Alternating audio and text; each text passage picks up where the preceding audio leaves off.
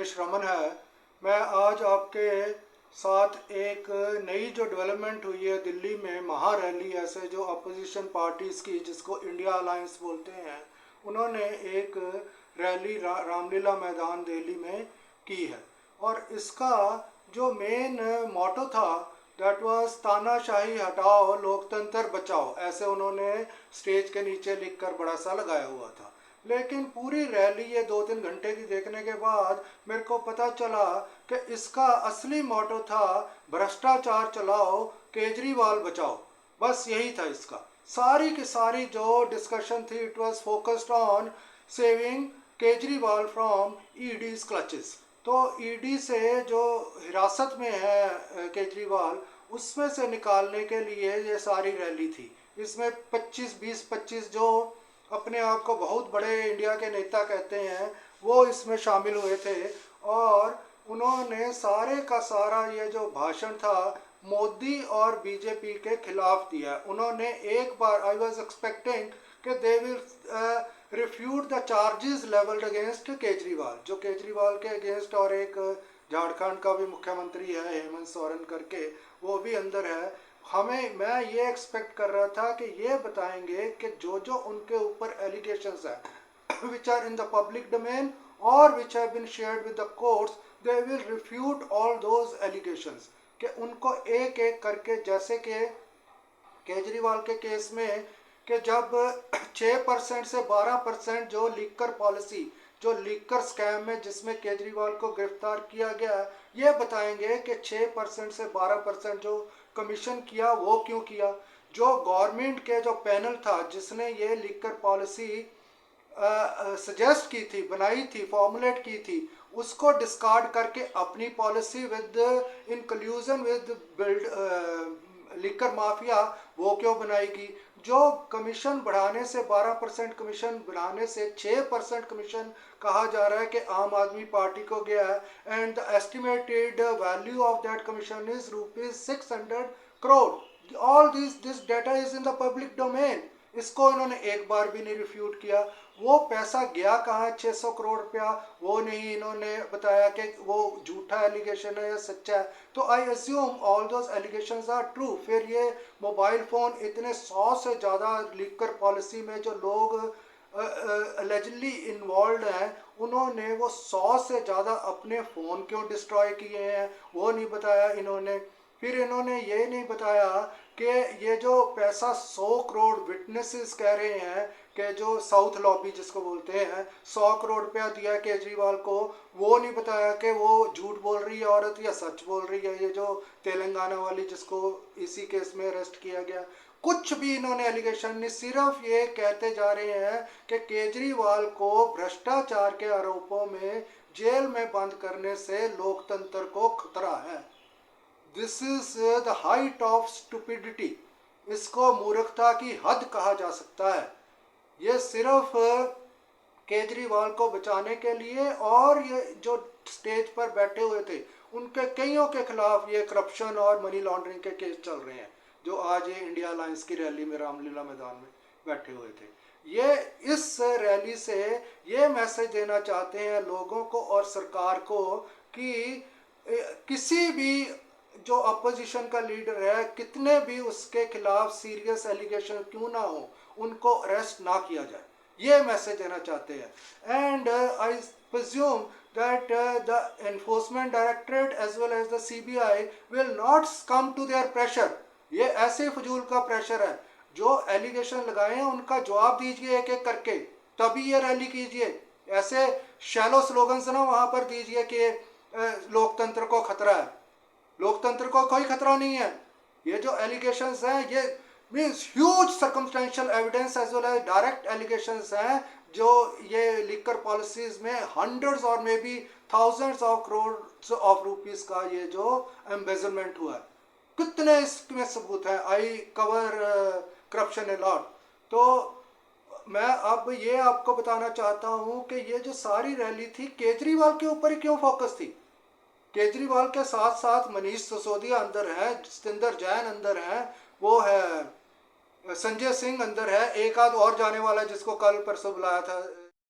तो ये सारे लोगों के बारे में क्यों नहीं वहाँ पर रैली में डिस्कस किया गया कि इनको भी छुड़वाना है? और सिर्फ केजरीवाल की वाइफ को स्टेज पर बिठाया था। ये मनीष सिसोदिया की वाइफ भी होगी, सिंदर जैन की भी होगी, संजय सिंह की भी होगी, उनको भी बिठाना चाहिए था स्टेज के ऊपर।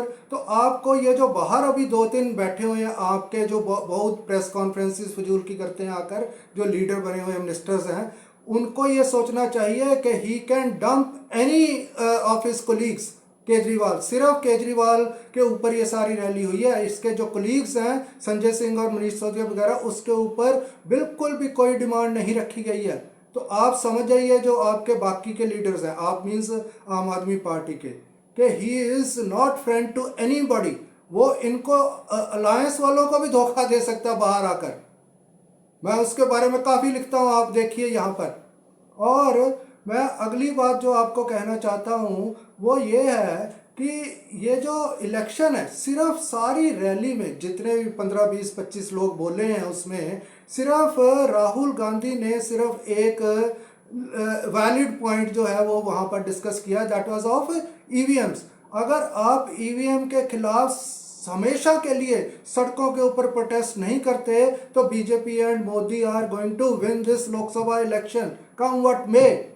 आप इस चीज़ को समझ लीजिए। और ये बिल्कुल अंधेरे में, don't try to live in a fool's paradise के आप ऐसे लोगों को वो इकट्ठे करके या यात्रा कई तरह की करके आप लोगों को कन्विंस करवा लेंगे कि वो आपको वोट डालेंगे। That is a total falsehood. उसके ऊपर बिल्कुल भी अपनी यात्रा वगैरह के ऊपर ट्रस्ट ना कीजिए, ये सिर्फ ईवीएम के ऊपर फोकस कीजिए। और ये जो रैलीज वगैरह है, ये जो वन ऑफ रैलीज है जो अभी थोड़ी देर में हुई और थोड़ी देर में ख़त्म हो गई, इसका बिल्कुल भी फायदा नहीं है। You have to permanently occupy the streets.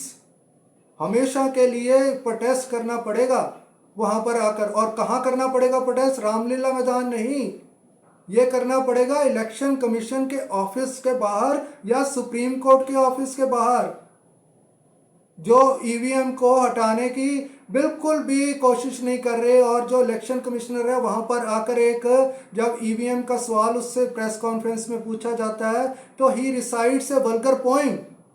EVM की डिस्कस ही नहीं करता, उसको he doesn't want to address this EVM problem. और वो वहाँ पर एक वल्गर पोएम सुनाकर चुप करवा देता है जर्नलिस्ट को। और जर्नलिस्ट को भी चुप नहीं करना चाहिए, they should persist with their questions. तो आपको ये मैं कहना चाहता हूँ कि आज की ये जो रैली थी, it was a totally futile rally to hoodwink the voters. Voters का वैसे तो कोई मतलब ही नहीं है इंडियन इलेक्शंस में।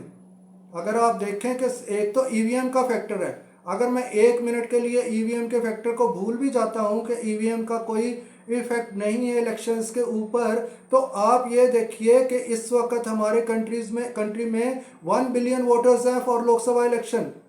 1 बिलियन वोटर्स में 1 billion means 100 crore, 100 crore voters हैं। 100 करोड़ में से 80 करोड़ वोटर्स ऐसे हैं who are living on government dole, जिसका मतलब है सरकार उनको राशन देती है। और जो पार्टी जीतती है उसके वोट्स होते हैं 22 से लेकर 25 करोड़ तक सिर्फ।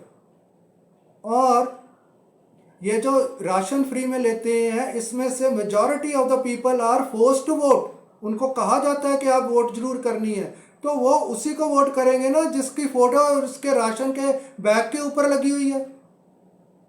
अगर ईवीएम का फैक्टर नहीं है तब भी नहीं आप जीत सकते, तो you will have to adopt a different strategy. ये जो ट्रेडिशनल आप डीमोनेटाइजेशन, जीएसटी अभी तक बातें करते जा रहे हैं, the issues which were not considered by any voter in the 2019 election also। ये राहुल गांधी को पता नहीं क्या हो गया और he is just relying on this विरोधी मीडिया। विरोधी मीडिया का मतलब है ये जो YouTube के ऊपर चैनल बना कर बैठे हुए हैं, पता नहीं YouTube के वो सब्सक्राइबर्स कैसे लेते हैं। there means plenty of sites which sell these YouTube subscribers। वो हमेशा लिखते रहते हैं उसके ऊपर, उनके थंबनेल देखिए, मोदी सरकार घबराई हुई है, मोदी सरकार डरी हुई है। जब भी किसी को अंदर करते हैं, वो डरी कैसे हुई है? वो तो उठा कर अंदर, घर से उठाकर अंदर कर रही है मोदी सरकार, तो डरी कैसे हुई है? तो don't rely on this fake YouTube channels जो अपने मिलियंस ऑफ सब्सक्राइबर्स दिखाते। और उनका ये जो सारा कैरियर है that is build on anti Modi rhetoric. वो सुबह से लेकर शाम तक मोदी के खिलाफ सिर्फ वो अपने वीडियो बार बार रिपीट करते जाते हैं, उसमें बिल्कुल कंटेंट नहीं होता। And I ask this Rahul Gandhi not to rely on this fake video channels of this विरोधी मीडिया। तो ये आज के मैं आपको वीडियो में बताना चाहता था, और मैं लोगों से अब अपील करना चाहता हूँ, जो सो कॉल्ड वोटर्स हैं, वोटर्स वैसे कोई मतलब नहीं है उनका, फिर भी मैं जो लोग हैं इनकी रैलीज में जाते हैं, पता नहीं वो पैसे देकर लेकर आते हैं कैसे, 4-5 हज़ार लोग होते हैं, कोई ज़्यादा होते भी नहीं है लोग इनकी रैलीज में, तो वो उनको मैं अपील करना चाहता हूँ कि don't trust any of them. ये ना कहते जाइए कि मोदी ने उसको गलत अंदर कर दिया केजरीवाल को, आपको फैक्ट्स पता ही नहीं है, आप कैसे कहते जा रहे हैं कि गलत किया है। तो आप डोंट ट्रस्ट, आप ये ना सोचिए कि अगर मोदी चला जाएगा तो ये अगर आ जाएंगे तो इसके उससे आपकी quality of life will improve, बिल्कुल भी होने वाले नहीं है। They are chips of the same block, all these opposition leaders as well as this ruling leaders, वो सिर्फ सब एक तरह के ही हैं। ये आपको लूटने के लिए 75 साल से आप सबको ये मिलकर लूट रहे हैं। अगर ये आ भी गए तो वो दूसरे रैलियां करते रहेंगे, 5 साल आपके ऐसे ही अगले भी बर्बाद हो जाएंगे। So mark my words and trust me that don't trust any of this crooked leaders, ये सब आपको लूट रहे हैं। अगर आपने अच्छा अपनी क्वालिटी ऑफ लाइफ को इम्प्रूव करना है तो you work to achieve social democracy in the country. वो एक नया मॉडल है जिसमें सिर्फ डोमेन एक्सपर्ट्स जो होंगे वही गवर्नमेंट में होंगे, इन जैसे अनपढ़ और क्रिमिनल लोग नहीं होंगे गवर्नमेंट में। वो मॉडल लेकर आइए जहां पर डोमेन एक्सपर्ट जो हैं वो गवर्नमेंट को रन करेंगे, तो और सोशल डेमोक्रेसी को अचीव करने की कोशिश कीजिए। तो आज का वीडियो ये लंबा हो रहा है तो मैं अब इसको बंद करना चाहता हूँ। And I tell you that I rather request you that not to vote for any of this parties. मैं पिछले 20-25 साल से किसी को वोट नहीं करता, बिकॉज मेरे को पता है ये सारे या तो चोर हैं या डाकू हैं। तो आपने अगर किसी को दूसरे को इग्नोर करके एक को वोट कर दिया तो आप डाकू को इग्नोर करके चोर को वोट कर रहे हैं। तो इसको बंद कीजिए। और नोटा का भी कोई फ़ायदा नहीं है। नोटा का means you are participating in this crooked dishonest system. तो इसको सोचिए। बाकी मैं आपको कुछ लिंक्स इसके नीचे छोड़ दूंगा, हिंदी में भी और इंग्लिश में भी, उनको पढ़िए। What I am trying to say, it can not be explained fully through this videos. So thanks for watching.